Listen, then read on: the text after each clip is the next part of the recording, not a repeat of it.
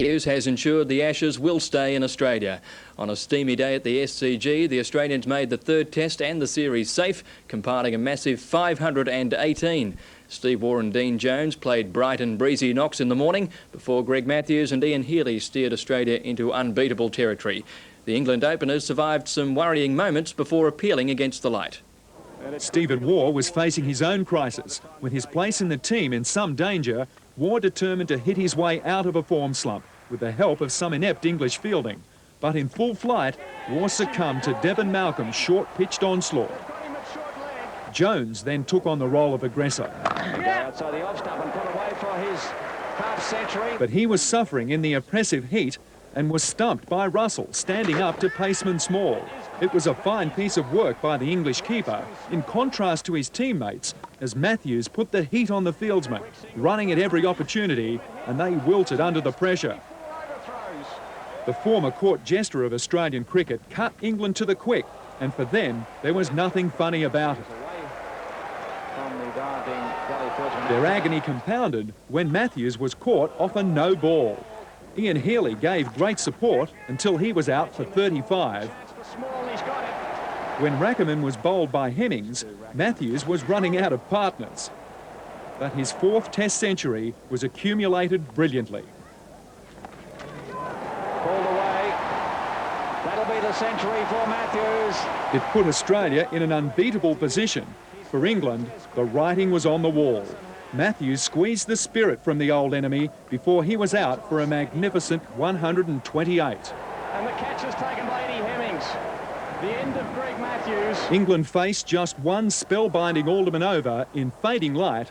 When asked by the umpires if they wanted to continue, the reaction was predictable. However, the early finish gave Australia's hero time to spend with his family. Reigning world women's water polo.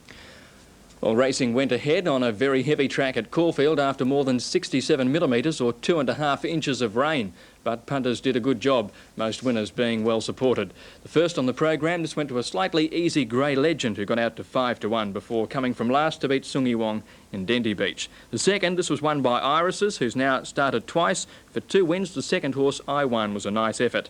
The third to Headingley, a nice ride by Greg Childs, and survived a protest from Aces and Kings. Apollo Wonder was an easing favourite in the first leg of the quadrilla. Rose of Demas in front at the 200-metre mark from Magic Feeling out wide. Apollo Wonder's finishing all over the top of them though. Apollo Wonder out wide has swept to the front. She's coming right away and will be too classy. And in the run home, it's Apollo Wonder who'll score by about 2.5 or 3 lengths on the line from Rose of Demas, and Magic Feeling is third. Apollo Wonder coming from a mile back and setting a new pattern for the day. They all came out wide. That's where Western Sovereign ended up in the fifth. Sovereign, they've raced down towards the 200. Roy Jabiv in front, but Western Sovereign and Black and Fast claim it out wide, and then Laronti. It's out wide. Western Sovereign in front. Western Sovereign in front of Roy Jabiv and Black and Fast. Western Sovereign for Gauchi in front of Roy Jabiv nearing the line, and it's Western Sovereign scores 3/4 Roy Jabiv. A length Black and Fast third. Laronti. It was Darren Gauchi's first day back riding after suspension. He did it well on Western Sovereign. Hadid was a disappointing favourite in this. Towards the 200-metre mark, and Manitou for Marshalls moved up and has taken over the running from Sentama, and then Hadid. It's Manitou over on the outside, drawing clear now from Sentama and Hadid. Manitou's in front, coming down near the line, and Manitou holding on, and Manitou wins it by about a long neck to half a length. Hadid perhaps second and no. Manitou ending a run of outs for both the horse and rider there. Simon Marshall made it a quick double on Mr Copernicus. Down the straight he runs 2.5 lengths. Mr Copernicus coming out after him. Heavenly Mover next, Friendship Bridge doing nothing at the 200-metre mark and cleaned out with a nice lead over Mr Copernicus. The only danger then Heavenly Mover cleaned out near the inside. Mr Copernicus coming in the last bit.